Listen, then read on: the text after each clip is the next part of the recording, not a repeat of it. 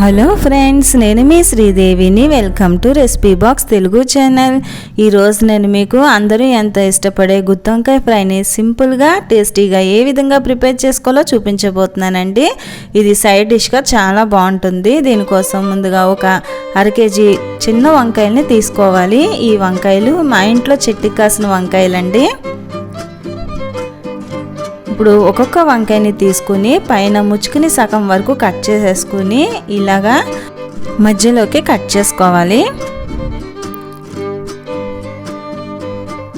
ఈ విధంగా కట్ చేసుకుని ఒకసారి చెక్ చేసుకోవాలండి. వంకాయలోని పుచ్చులుండే అవకాశం ఎక్కువ ఉంటుంది కాబట్టి ప్రతి వంకాయని కట్ చేసుకుని వీడియోలో చూపించిన విధంగా చెక్ చేసుకోవాలి.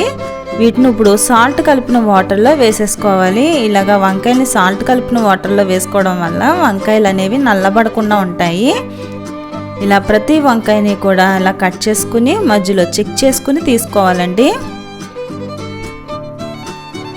ఏ కలర్ వంకాయలన్నా తీసుకోవచ్చు మనం. ఇలా కట్ చేసి తీసుకున్న ఈ వంకాయల్లోనికి స్టఫింగ్ ప్రిపేర్ చేసుకుందాం. దీనికోసం మిక్సీ జార్లోకి ఒక 3 పెద్ద ఉల్లిపాయలని కట్ చేసి యాడ్ చేసుకోవాలి. 2 ఇంచుల అల్లాన్ని యాడ్ చేసుకోవాలి. 2 ఇలాచి, ఒక 3-4 లవంగ ముగ్గలు, 1 స్పూన్ జీలకర్ర, ఒక 2 స్పూన్ల వరకు కారాన్ని యాడ్ చేసుకోవాలి. రుచికి సరిపడినంత సాల్ట్ని కూడా వేసుకోవాలండి. దీంట్లో వాటర్ అనేది యాడ్ చేయకుండా మూత పెట్టేసుకుని మెత్తగా గ్రైండ్ చేసుకోవాలి. ఇలా గ్రైండ్ చేసుకున్నాం కదా, దీన్ని ఒక బౌల్లోకి తీసేసుకుందాం. ఇప్పుడు కట్ చేసుకున్న ఈ వంకాయల్లోనికి మనం తయారు చేసుకున్న ఈ మసాలాని స్టఫింగ్ పెట్టేసుకుందాం అండి. ఈ మసాలాలో సాల్ట్ అనేది సరిపోయిందో లేదో ఒకసారి చెక్ చేసుకుని సరిపోకపోతే కలుపుకోండి. ఇలా ప్రతి వంకాయకి వీలైనంత వరకు మసాలాని పట్టించాలి. ఫస్ట్ టైం ఎవరైతే మన ఛానల్ని చూస్తున్నారో ఇలాంటి వీడియోస్ కోసం మన ఛానల్ని సబ్స్క్రైబ్ చేసుకోండి. ఇలా అన్ని వంకాయలకి కూడా స్టఫింగ్ పెట్టేసుకోవాలి. స్టఫింగ్ పెట్టుకోగా మిగిలిన ఈ మసాలాని పక్కన పెట్టి ఉంచుకోవాలండి. ఇది మనం ఫ్రై చేసినప్పుడు యూజ్ చేసుకుంటాము. ముందుగా స్టవ్ వెలిగించుకుని పాన్ పెట్టుకొని ఆయిల్ యాడ్ చేసుకోవాలి. ఆయిల్ హీట్ ఎక్కిన తర్వాత మనం స్టఫింగ్ పెట్టుకున్న ఈ వంకాయలను ఒక్కొక్కటిగా వేసేసుకోవాలి. మంటని లో ఫ్లేమ్లో పెట్టుకుని చేసుకోవాలండి. ఇది వంకాయలు మగ్గడానికి పెద్ద టైం కూడా ఎక్కువ పట్టదు.